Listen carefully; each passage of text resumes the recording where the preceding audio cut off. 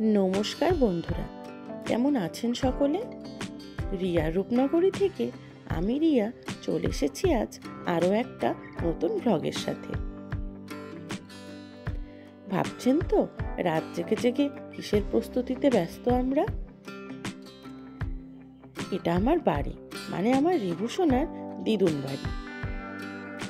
Review সোনার জোড়া কালী পুজোর মানসিক ছিল, আর সেই আয়োজনই চলছে এখানে।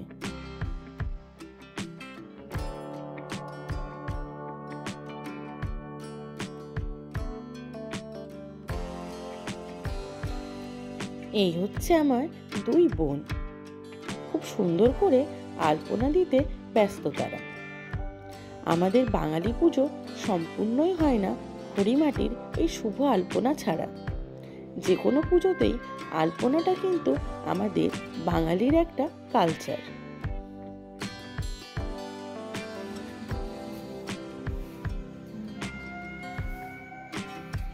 সকালবেলা সমস্ত কাজকর্ম গুছিয়ে বরণডালা সাজিয়ে আমরা চলেছি আমাদের মাকে বরণ করে নিতে।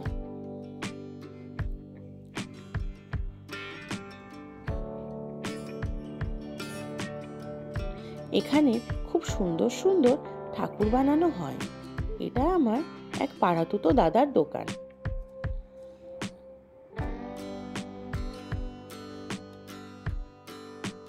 খুব সুন্দর সুন্দর মূর্তি পাওয়া যায় এখানে। আমরাও চলে এসেছি আমাদের মাকে বরণ করে নিতে। আমরা সবসময় চেষ্টা করি মা যখনই আমাদের বাড়িতে যান একদম মেয়ের মতো যত্ন করে তাকে রাখতে, আর সেই আয়োজনে যাতে কোনো ত্রুটি না থাকে সেই দিকটা সবসময় খেয়াল রাখার চেষ্টা করা হয়। আমি কিছুটা অপটু হাতেই মাকে বরণ করে নিচ্ছি।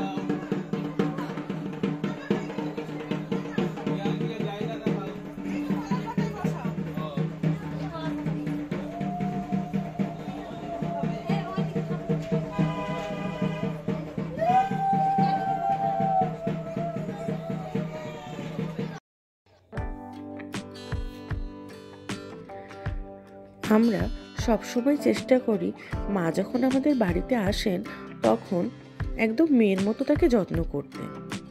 সেই আয়োজনে যাতে কোনো ত্রুটি না থাকে সেই চেষ্টায় আমরা পরিবারের সবাই মিলে করেছি।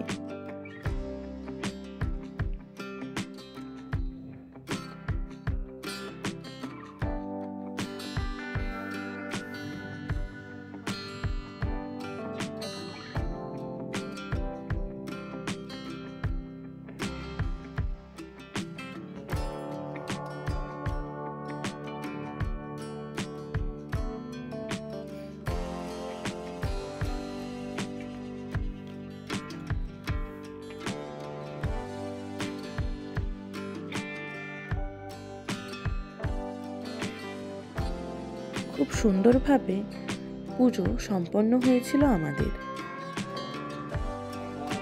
ঠাকুরমশাইও আয়োজনে খুব সন্তুষ্ট ছিলেন। সেটা হচ্ছে সবথেকে বড় প্রাপ্তি আমার কাছে, কারণ ঠাকুরমশাই সন্তুষ্ট হলে মা তো এমনিতেই প্রসন্ন হবে। মা তো সন্তানদের উপর প্রসন্ন থাকেনই সবসময়।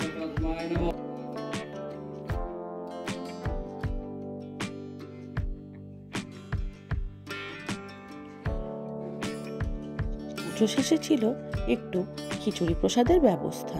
এইদিকে সেই আয়োজনই চলছে।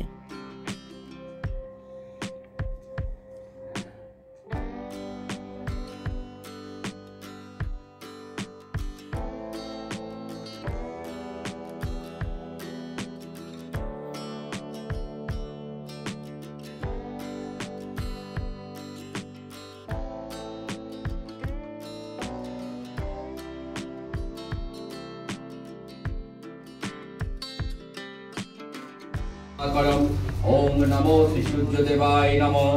আবার একটা সাজাও একই রকম।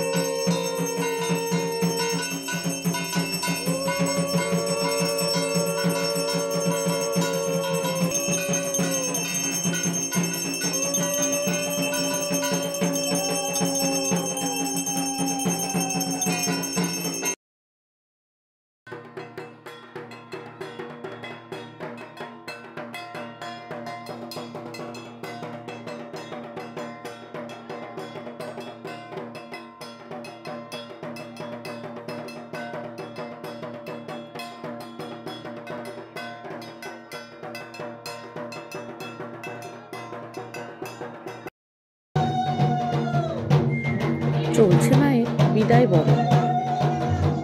মা তো আসেনি আমাদের ঘরে একদিনের জন্য। সমস্ত কালিমা গুছিয়ে আশিসে ধরিয়ে দেন সকলকে। আপনারাও সবাই আশীর্বাদ করবেন আমার রিভু সোনাকে। সে যেন জীবনে বড় হতে পারে মানুষের মতো একজন মানুষ। মায়ের আশীর্বাদের পাশাপাশি আপনাদের সকলের আশীর্বাদও তার খুবই দরকার।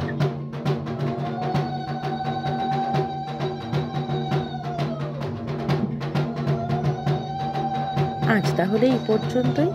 দেখা হবে আবার এক নতুন ঘটনা নিয়ে, নতুন ভিডিওর সাথে।